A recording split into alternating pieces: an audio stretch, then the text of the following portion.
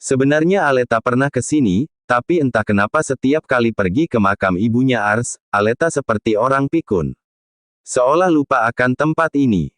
Ars memperkenalkan Aleta, sekarang sebagai istrinya. Dan menantu untuk ibunya. Ars menceritakan keluh kesahnya kepada sang ibu, lika-liku dalam mencari Aleta. Tentang kebaikan Aleta, tentang segalanya yang ada pada diri Aleta. Tiba-tiba ada angin berhembus menerpa mereka saja. Aleta menoleh karena merasa ada yang menyentuh pipinya. Padahal tidak ada orang. Sementara Ars masih berjongkok di depan makam ibunya. Aleta tidak takut, karena ia menduga itu pasti roh ibunya mertuanya yang datang menyapanya. Aleta tidak bilang hal itu kepada Ars. Ars memberikan bunga kepada Aleta untuk Aleta menaburkan bunga tersebut ke makam ibu dan abangnya. Aleta pun menurut saja. Ayo kita pulang, ajak Ars setelah ia menetralkan perasaannya. Aleta cuma mengangguk. Ars pun mendorong kursi roda hingga ke mobil. Seperti sebelumnya, Ars begitu telaten melayani Aleta. Hal itu membuat Aleta terharu dan hatinya tersentuh. Tidak sia-sia ia menerima cinta Ars. Kenapa sejak tadi diam saja? Tanya Ars. Aleta menoleh, kamu percaya gak kalau roh ibu ada di samping kita? Ars mengangguk, percaya, dan aku merasa ada yang mengelus kepalaku dan menyentuh pundakku. Ya, aku juga merasa ada yang membelai pipiku, kata Aleta. Ars terus melajukan mobilnya dengan kecepatan standar. Tidak terlalu lambat dan tidak terlalu laju. Sesekali Ars menoleh ke arah Aleta yang seperti sedang melamun. Ars memperhatikan itu pun bertanya, ada apa? Aleta menoleh lalu menggeleng. Ars pun tidak lagi bertanya, ia tidak ingin memaksa istrinya itu. Mungkin Aleta kepikiran hal tadi. Begitulah pikir Ars. Akhirnya mereka pun sampai ke rumah. Ars dengan cepat membukakan pintu untuk Aleta lalu menggendongnya. Ars menyuruh pelayan untuk membawa kursi roda milik Aleta ke dalam rumah. Di ruang tamu ada Ram dan Cahaya yang baru kembali dari mansion orang tuanya. Melihat hal itu Ars pun bergabung dengan mereka. Ayah, Bunda, sudah lama sampai? Tanya Ars. Baru beberapa menit yang lalu, kalian dari mana? Tanya Ram. Dari makam ibu, jawab Ars. Ram hanya mengangguk. Bagaimana nak? Tanya Cahaya. Sudah agak baikan bun, mungkin tidak lama lagi sembuh, jawab Aleta. Kemudian Ars pamit membawa Aleta untuk istirahat. Ram dan Cahaya juga masuk ke dalam kamar mereka. Akhir-akhir ini Ram lebih sering bekerja di rumah. Mungkin dia ingin selalu bersama istrinya. Istirahat ya, kata Ars setelah meletakkan Aleta di tempat tidur. Aleta mengangguk. Kemudian Ars juga berbaring di samping Aleta dan memeluknya. Aleta tentu tidak menolak, karena ia juga senang dipeluk suaminya. Hubi, panggil Aleta pelan. Ada apa? Tanya Ars balik. Hubi mau? Tanya Aleta. Ars tidak menjawab, ia lebih mementingkan kesehatan Aleta daripada N***-nya. Ars kemudian menggeleng membuat Aleta semakin merasa bersalah. Kemudian Aleta pun berinisiatif duluan untuk memancing Ars. Dan benar saja, baru beberapa detik Aleta melakukan pemanasan memancing titik-titik tertentu di bagian tubuh Ars. Ars pun mulai terpancing dan tidak bisa lagi menahan hasratnya. Ars memulai aksinya juga melakukan pemanasan untuk Aleta. Pelan-pelan, bisik Aleta, dan Ars pun mengangguk. Akhirnya si Jackie bertemu dengan pujaan hatinya yang sudah lama terkurung di dalam sangkar kini terbebas tanpa belenggu apapun. Aleta tersenyum saat melihat wajah berseri suaminya. Dan rasa bersalahnya pun sudah menguap begitu saja.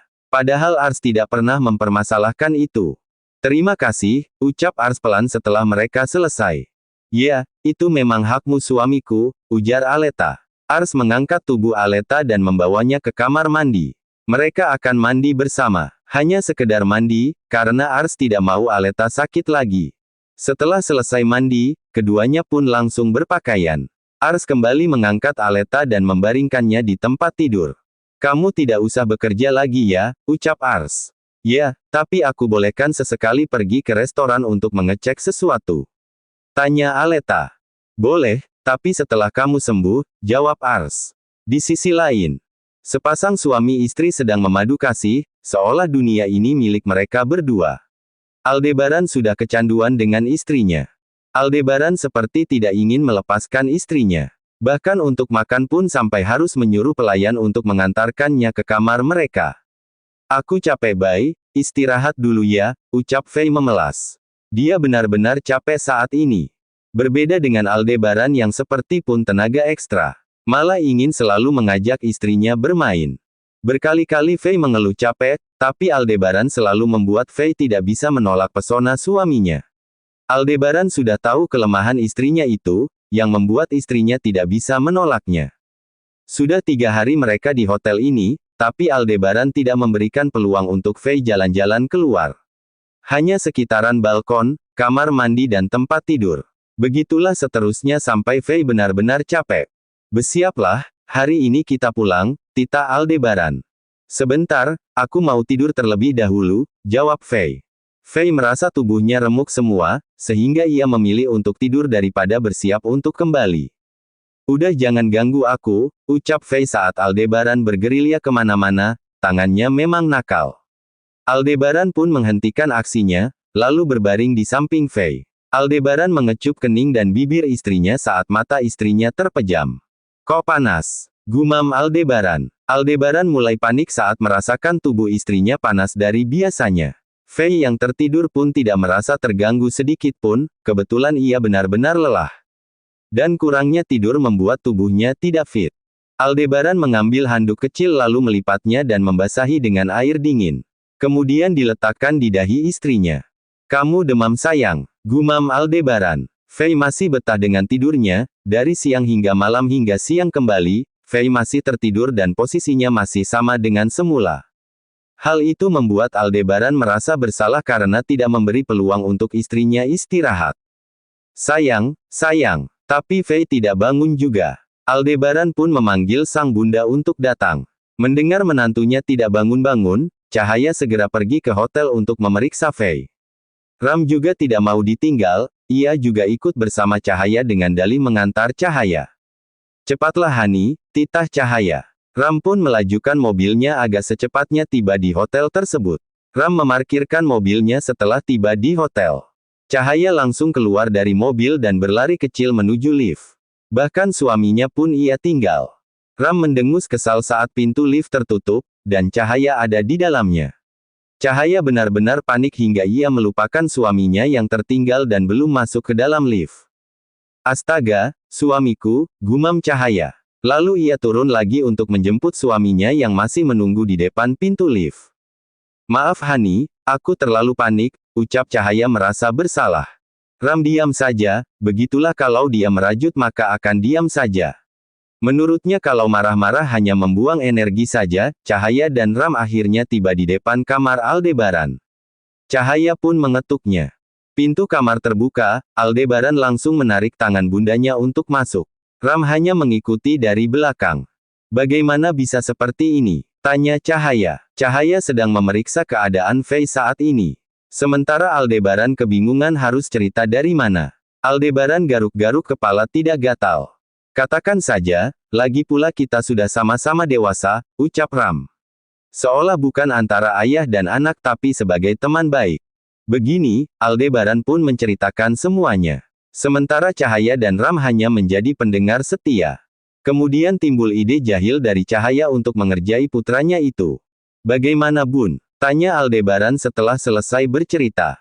Cahaya menggelengkan kepala, sepertinya ini masalah serius. Aldebaran semakin terlihat cemas, ia menggusar rambutnya sehingga berantakan. Dan tertunduk, tanpa sadar setetes demi setetes air mata jatuh ke lantai. Cahaya masih ingin mengerjai putranya itu, agar kedepannya tidak kelewatan. Ini akan berakibat fatal kalau dibiarkan, ucap Cahaya. Jadi bagaimana, Bun? Tanya Aldebaran. Terpaksa kamu harus berpuasa paling cepat 2 minggu, jawab Cahaya. Hah? Aldebaran terkejut. Ini demi kebaikan istrimu, kalau tidak nyawa taruhannya, ucap Cahaya lagi. Oh ya, lebih bagus lagi 1 bulan, ucap Cahaya lagi. Ram sudah menahan tawa sejak tadi, ia tahu kalau istrinya mengerjai putranya. Cahaya memberikan resep obat yang harus ditebus. Dan memberi suntikan juga agar cepat sembuh. Aldebaran segera pergi ke apotek untuk menebus obat tersebut. Selagi ada bundanya yang menjaga Fei. Sayang tega banget sih kamu Samal, kata Ram. Habisnya aku geram, mentang-mentang pengantin baru, ucap Cahaya. Ram langsung terdiam saat mendengar pintu terbuka. Nafas Aldebaran masih turun naik, sudah dipastikan kalau dia berlari karena terburu-buru. Ini Bun, ucap Aldebaran sambil menyerahkan obat tersebut. Kok Bunda sih, kamu dong. Kamu harus tanggung jawab untuk merawatnya, jangan cuma enaknya saja, jawab Cahaya. Aldebaran terdiam. Memang dia sangat merasa bersalah pada Fei. Kemudian Aldebaran mendekati Fei, dan mengelus rambutnya. Panasnya sudah mulai turun. Fei melenguh lalu membuka matanya. Orang pertama yang ia lihat adalah suaminya yang sedang menangis. Fei heran dan belum menyadari keberadaan kedua mertuanya yang sedang duduk di sofa. Hubi, mengapa menangis? Tanya Fei. Aldebaran menggeleng. Kemudian Aldebaran memeluk tubuh Fei, maaf. Hanya itu yang terucap dari mulutnya. Aldebaran benar-benar merasa bersalah. Fei menoleh ke sisi kanan dan melihat bundanya tersenyum. Gimana? Tanya Cahaya. Udah agak baikan, Bun. Kemarin-kemarin rasanya sakit semua, jawab Fei jujur. Ya sudah, sekarang istirahat Bunda dan Ayah pamit dulu, kata Cahaya berpamitan. Sebelum itu, Cahaya lebih dahulu memeluk Fei. Kemudian baru pergi bersama suaminya. Aldebaran berbaring di dekat Fei dan memeluknya. Fei pun tertidur kembali setelah meminum obat. Dengan telaten Aldebaran menjaga istrinya itu. Aldebaran benar-benar mengikuti saran bundanya untuk tidak melakukannya terlebih dahulu. Aldebaran berusaha untuk menahan diri agar tidak tergoda pada Fei. Karena saat ini Aldebaran sedang mengelap tubuh Fei karena belum diperbolehkan untuk mandi. Setelah Fei tertidur Aldebaran memeriksa email yang dikirim oleh asistennya. Aldebaran sudah mulai bekerja tapi melalui online, baik itu rapat atau yang lainnya. Asteris asteris asteris asteris asteris asteris asteris asteris asteris asteris asteris asteris asteris asteris asteris asteris. Seminggu berlalu, Aldebaran benar-benar tidak mengarap istrinya. Hanya memeluk dan saja. Aldebaran takut terjadi apa-apa pada istrinya itu. Hubi, panggil Fei. Saat ini mereka sedang berada di dalam kamar. Hari sudah malam ketika ini. Ada apa sayang? Tanya Aldebaran. Fei pun mendekat dan tidak menjawab pertanyaan suaminya itu. Ada apa Tanya Aldebaran lagi. Fei menggeleng, ia ingin mengatakan tapi malu. Kita tidur ya, ajak Aldebaran. Fei menggeleng. Aldebaran mengernyitkan keningnya, tidak mengerti dengan sikap Fei kepadanya. Mengapa Hubi tidak meminta? Tanya Fei. Aldebaran tersenyum. Kamu mau? Tanyanya. Fei mengangguk. Aldebaran pun tidak menyia-nyiakan kesempatan. Sudah 1 minggu ini dia berpuasa menahan lapar dan dahaga. Hanya bisa chip cup saja. Lalu keduanya pun larut dalam permainan mereka, setelah 1 minggu akhirnya permainan pun dimulai kembali. Terima kasih, ucap Aldebaran saat sudah selesai permainan. Jawab Fei mengangguk. Kemudian keduanya pun berpelukan dengan mesra. Sementara Aleta sudah tinggal di mansion bersama Oma dan opanya. Diva merasa sangat bahagia karena ada cucunya yang mau menemaninya di masa senjatanya. Jam sudah menunjukkan pukul 9 malam ketika ini. Tapi Aleta dan Ars masih betah duduk di ruang tamu bersama Oma dan opanya. Kalian sudah punya rencana untuk mempunyai anak? Tanya Diva. Keduanya saling pandang, terpulang pada yang memberi, jawab Ars. Ibu kalian dulu cepat sudah dipercayakan olehnya. Jadi kalian cepat hadir ke dunia, ucap Diva. Kalau sudah rezeki, mengapa harus ditolak? Bahkan kami akan sangat bahagia, tanya Aleta. Diva tersenyum, lalu merangkul suaminya. Meskipun sudah berumur tapi keduanya masih terlihat mesra. Cinta sejati tidak akan lekang ditelan waktu.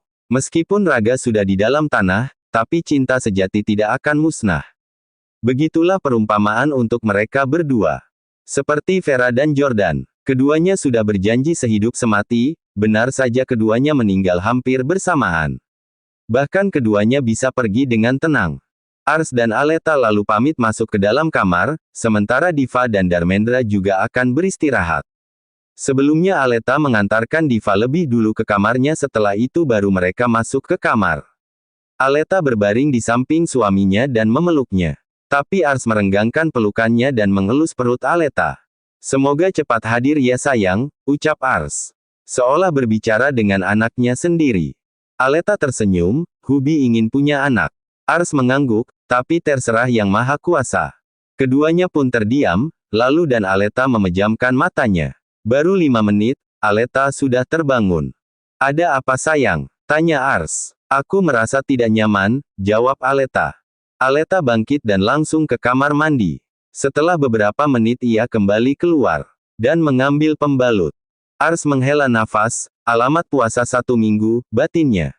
Aleta pun kembali ke tempat tidur dan berbaring di samping suaminya. Dan mengatakan kalau dirinya tidak bisa melayani suaminya untuk 1 minggu ke depan. Ars tidak mempermasalahkan itu, dan dia sangat mengerti dengan kodrat seorang wanita.